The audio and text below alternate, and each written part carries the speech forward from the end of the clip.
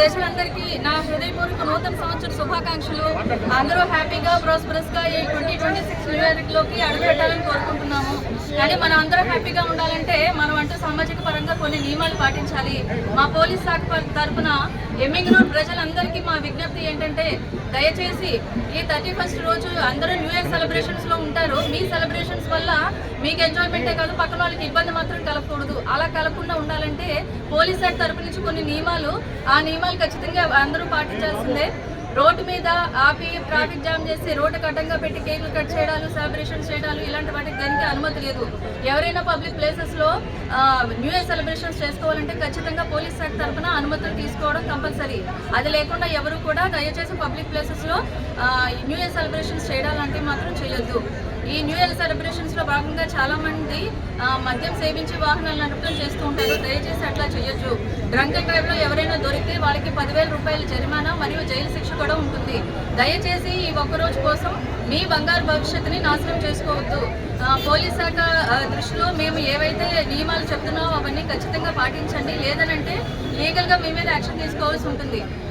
Parents అందరూ దయచేసి గమనించండి. మీ వాహనాల్ని మీ మైనర్స్కి, మీ పిల్లలైన మైనర్స్కి, వాళ్ళకి డ్రైవింగ్ లైసెన్స్ లేని వాళ్ళకి కూడా దయచేసి మీ వాహనాలు ఇవ్వద్దు. మీకు తెలిసి వాళ్ళు తీసుకున్నా, తెలియకుండా తీసుకున్నా కూడా దానికి బాధ్యులు మీరే.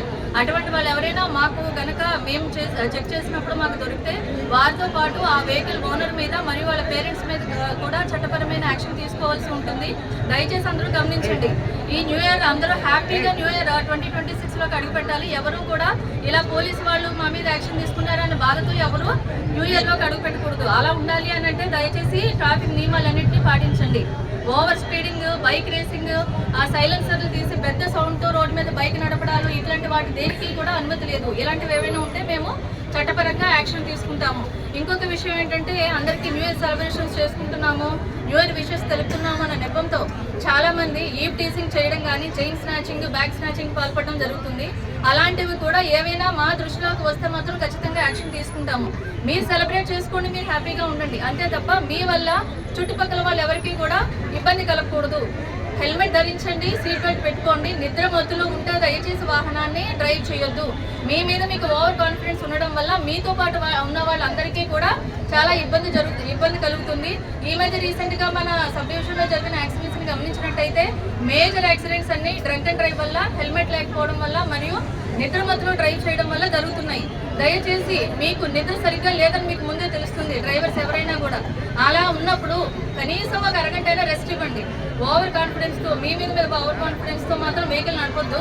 వెహికల్లో ఉన్న వాళ్ళ బాధ్యత కూడా మీదే. మీ యొక్క భద్రత కాదు, మిగిలిన వాళ్ళందరి బాధ్యత కూడా మీదే. మీ మీద నమ్మకంతో వాళ్ళు రెస్ట్ తీసుకుంటారు, కానీ వాళ్ళని శాశ్వత నిద్రలోకి మీరు దయచేసి వాళ్ళ శాశ్వత నిద్రలోకి వెళ్లేలాగా చేయొద్దు. మీరు బాధ్యతాయుతంగా డ్రైవ్ చేయండి. ఇంకొక విషయం ఏంటంటే, డ్రైవ్ చేసే వాళ్ళందరూ ప్రాణాలు, మీ భద్రత, మీ కుటుంబం యొక్క బాధ్యత కూడా మీ మీదే ఉంటుంది. అది దృష్టిలో పెట్టుకుని మీ ఇంటిలో ఉన్న వాళ్ళని, మీ చిన్న పిల్లల్ని, వాళ్ళందరూ మీకోసం ఇంట్లో ఎదురు చూస్తూ ఉంటారు. ఎంతమంది పిల్లలు వాళ్ళ నాన్నలు వాళ్ళకి సూపర్ హీరోస్ అండి. దయచేసి మీ లైఫ్తో పాటు వాళ్ళ లైఫ్ను కూడా ఇలా ఎండ్ చేసే అర్హత మీకు లేదు. మీ ఇంట్లో వాళ్ళ ఆశలు, ఆకాంక్షలన్నీ మీ మీదే ఉంటాయి. సో అందరూ సేఫ్గా ఈ ట్రాఫిక్ నియమాలను పాటిస్తూ పోలీసు వాళ్ళ నిబంధనలకు అనుగుణంగా న్యూ ఇయర్ సెలబ్రేట్ చేసుకోండి. అందరూ కూడా హ్యాపీగా ఉండాలి. ఈ ప్రయత్నానికి ఎంతో సహకరించిన మా కాలేజ్ స్టూడెంట్స్ అందరికీ కూడా మా హృదయపూర్వక ధన్యవాదాలు. Thank you. Happy new year to everybody once again.